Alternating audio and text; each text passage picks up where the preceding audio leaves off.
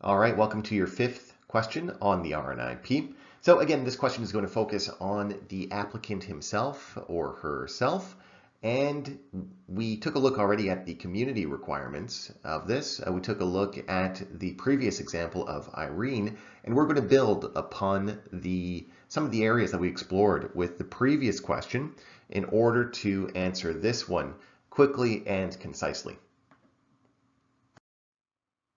All right, here is your question. I'll give you the full minute to work through it.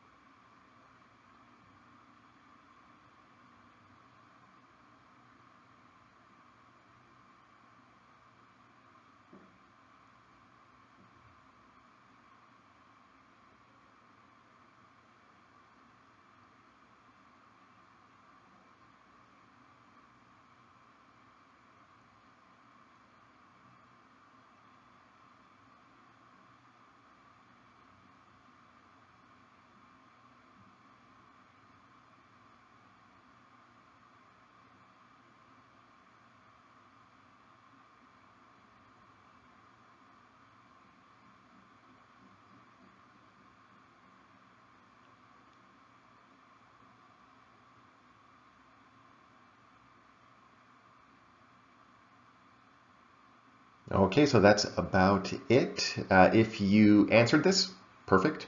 If you didn't, you could press pause right now and answer the question. I'll read it out to you just quickly. Okay, Paulo is a Brazilian who's interested in immigrating through the RNIP because he's taken the IELTS 5 times and can't seem to get above a CLB4, no matter how many times he retakes the exam. He explains that he has applied for a job as an architect, NOC A, in Moose Jaw, Saskatchewan, and has had 3 interviews, which he feels went very well. He's expecting a job offer from the company this week and wants to explore immigrating through the RNIP. You explain to him that once he receives his job offer, there are many other requirements, including a recommendation from the local economic development organization, getting an ECA for his master's degree, and proving his Brazilian architect experience. If he can get all those, he meets the community requirements of this immigration program. But why would Paulo not be able to immigrate through this program? Then we have 4 options. He meets the requirements and would be able to immigrate through this program. B, he doesn't meet the minimum requirements. C, doesn't have any Canadian experience. And D, he needs to have already graduated from a program in the community in order to immigrate through this program. Okay, so you probably have an idea already of what the answer is. This is, I think this is kind of an easy question, just to get you up to speed on answering these types of questions. All right, so here is an easy one. We already know this, and this I put this in because I wanted to show you again why it's so important to work through those questions and look at why each answer is correct or incorrect. Because it helps you with other questions. So we had something similar to this with the Irene question, and you probably eliminated this in 2 little seconds, right? So we know Canadian experience is not a mandatory part of this program, so we can eliminate C immediately. Okay, so we are left with 3 options now. We're going to move on to D, and because you can see that A and B are similar to what we saw with the Irene question, in that we have to look if he meets the requirements or not. But in order to get to that point, we have to eliminate the answer that is a little bit different from those, which is D. All right, so is there a mandatory requirement that a person graduated from a university or college or whatever in Canada? And that answer, as we saw, is no. There is, of course, an exemption for the work experience requirement if a person graduated from a college or university in the local community, but this is not part of this scenario. So it's trying to confuse you with thinking that this is similar to maybe a post-grad work permit or something like that. But as we saw, he didn't graduate from a local Canadian university anyways, and it's not part of the RNIP anyways, unless, of course, the person does not have those experience requirements. So with this, we get to eliminate D as an option, and we are left with A and B.